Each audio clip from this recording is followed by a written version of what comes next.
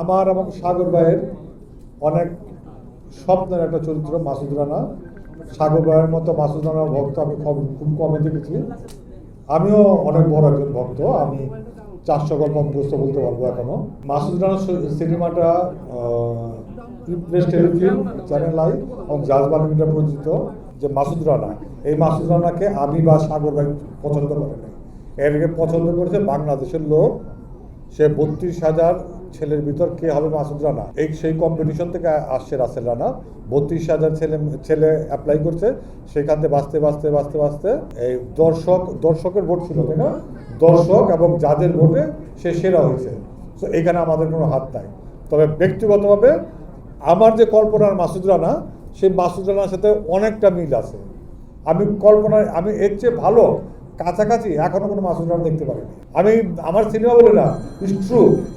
আমার যে কল্পনা মাসুদ রানা মোটামুটি ঠিক ছিল, ব্যাকগ্রাউন্ড সব কিছু ছিল। হাইটটা 2 ইঞ্চি কম হলে মিলে দিত, কারণ বইয়ের মাসুদ রানা 5 ফিট 11। এটা হলো একটা কথা। আর 2 নম্বর কথা, আমি প্রায় একটা প্রশ্ন সব থেকে শুনি সোশ্যাল মিডিয়া থেকে অনেকে, এটা কোন বইটা নেওয়া হয়েছে মাসুদ রানা। যখন আমরা শুরু করার সময় আমাকে স্যারের সাথে বসলাম, স্যার কোন বইটা করব, কথাবার্তা বলতে একসময় বললাম, স্যার আমি তো মাসুদ রানা প্রায় সব গল্পে আমার মনে আছে, কিন্তু